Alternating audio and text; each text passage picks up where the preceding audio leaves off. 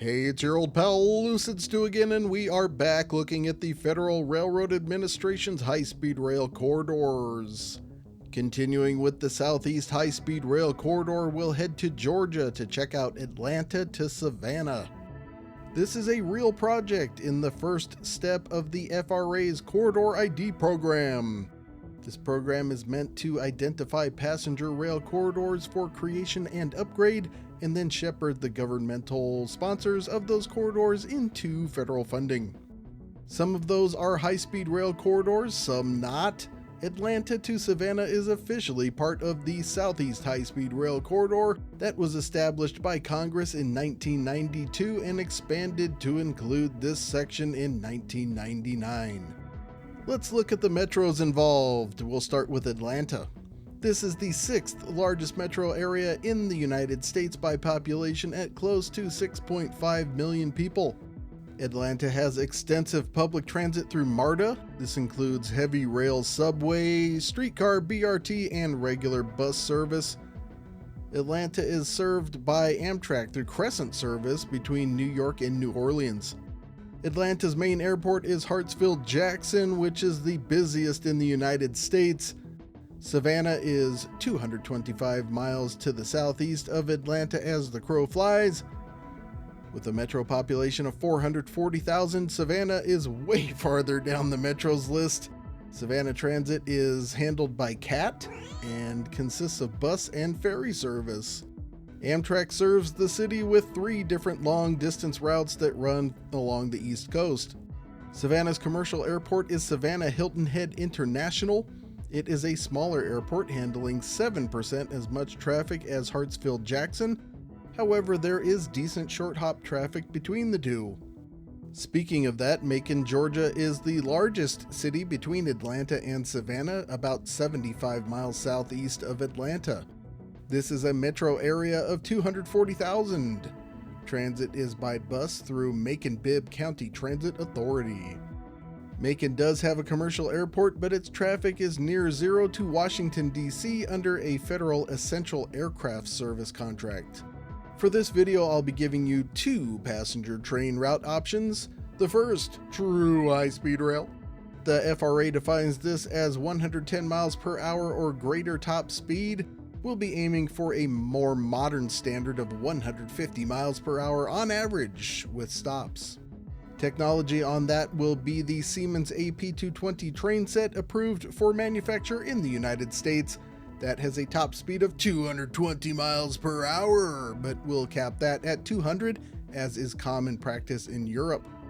The second option will be something a little more realistic, conventional rail on existing freight rail routes.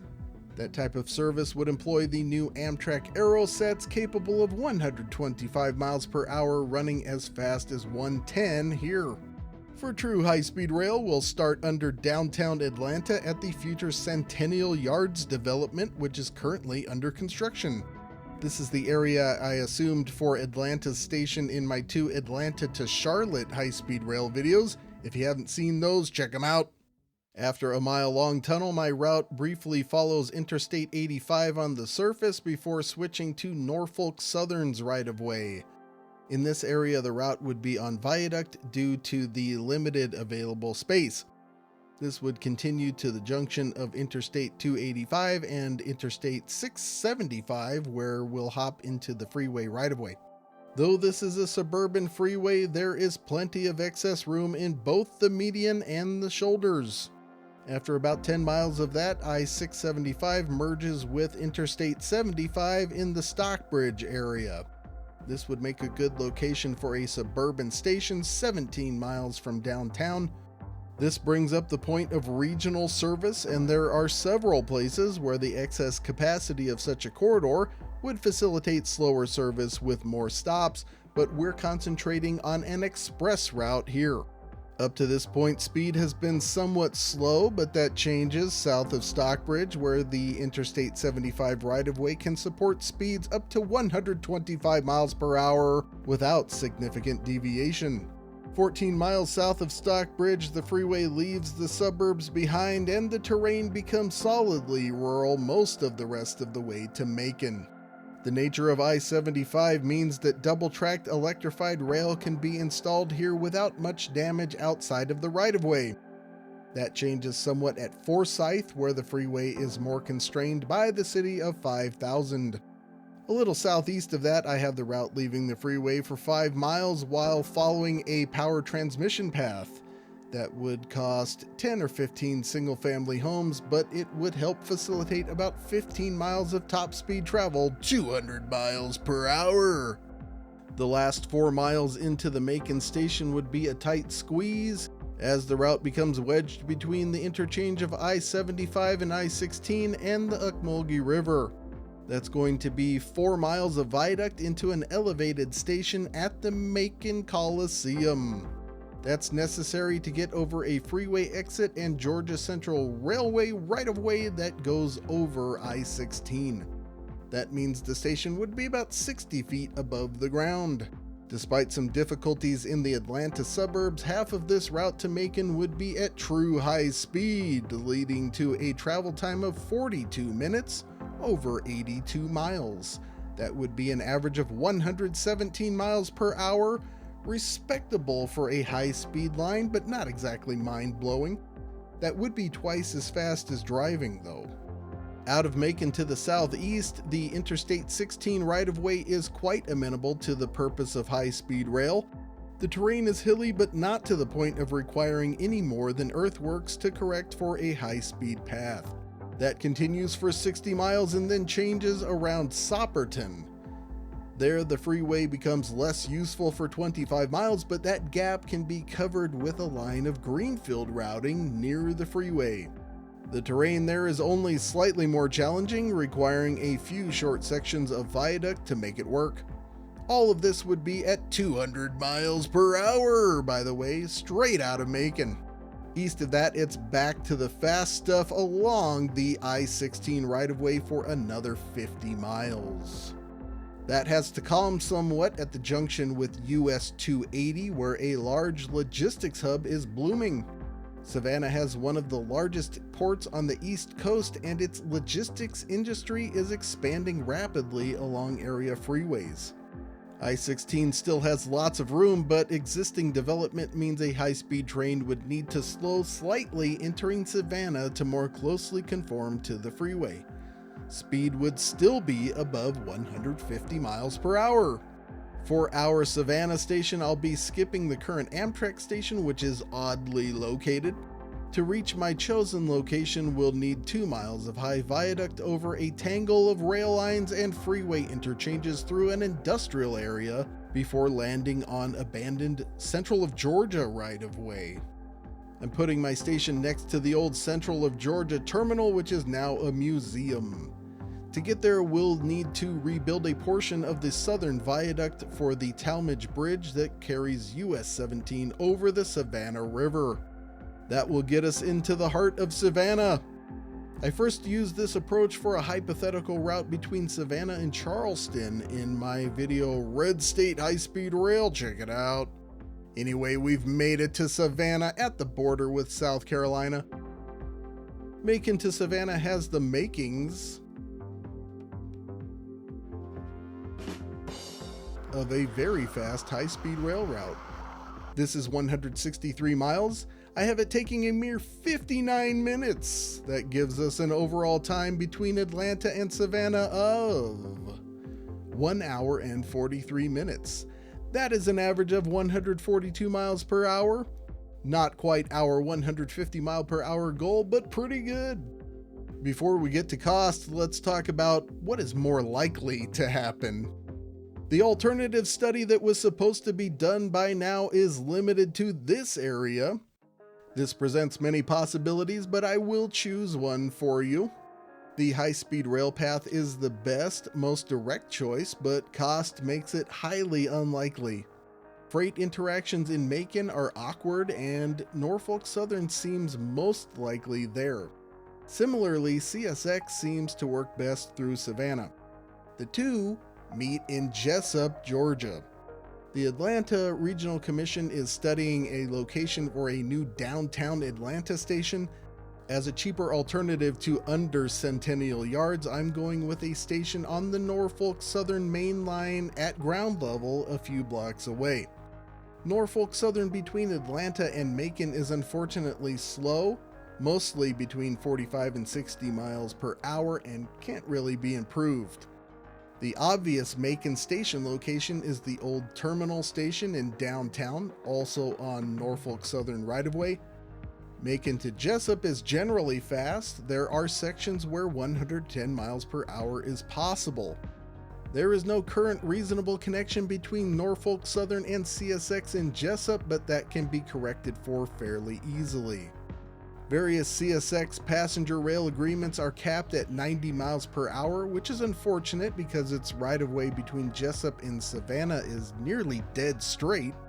However, over the roughly 50 miles, the difference only amounts to 6 minutes. At Savannah, I have the station at its current location, as that's most likely to happen. I have this routing at nearly 300 miles and taking 5.5 hours, assuming several stops between Atlanta and Savannah. This is similar to, but slightly slower than, Amtrak service between Chicago and St. Louis. And of course, it hardly compares to an hour and 43 minutes. Speaking of that, what would that type of speed cost?